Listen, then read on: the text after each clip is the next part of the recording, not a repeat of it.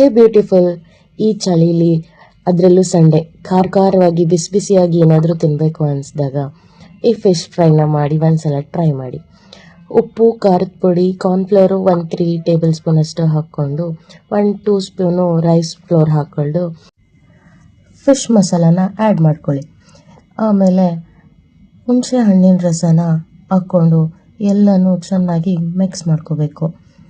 ಅದರಲ್ಲಿ ಯಾವುದೇ ಗಂಟಿಲ್ಲದೆ ಹಾಗೆ ನೀಟಾಗಿ ಮಿಕ್ಸ್ ಮಾಡ್ಕೊಳ್ಳಿ.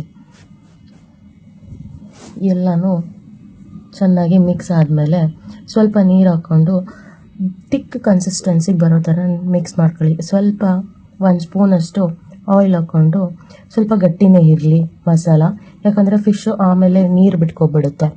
ಸೊ ಗಟ್ಟಿ ಇರೋ ಮಸಾಲಕ್ಕೆ ಒಂದೊಂದೇ ಫಿಶ್ ತೊಗೊಂಡು ಅದನ್ನು ಡಿಪ್ ಮಾಡಿ ಎತ್ತಿದ್ರೆ ಅದರಲ್ಲಿ ಮಸಾಲೆ ಚೆನ್ನಾಗಿ ಹಿಡಿದಿರುತ್ತೆ.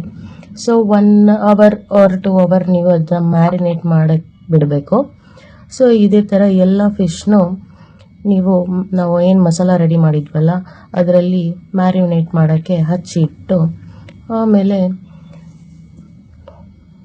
ಎಣ್ಣೆ ಕಾಯೋಕ್ಕಿಡಬೇಕು. ಎಣ್ಣೆ ಕಾಯೋಕ್ಕಿಟ್ಟಾದಮೇಲೆ ಎಣ್ಣೆ ಸ್ವಲ್ಪ ಕಾದಾದಮೇಲೆ ಎಲ್ಲ ಫಿಶ್ನು ಒಂದೊಂದಾಗಿ ಹಾಕಿ ಕೆಂಪು ಬಣ್ಣ ಬರೋ ಥರ ಫ್ರೈ ಮಾಡಬೇಕು.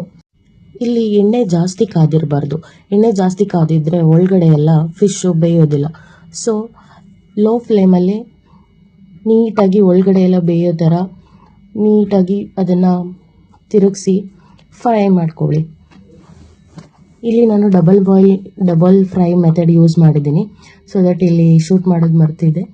ಸೊ ಚಳಿಗಾಲದಲ್ಲಿ ಚೆನ್ನಾಗಿರುತ್ತೆ.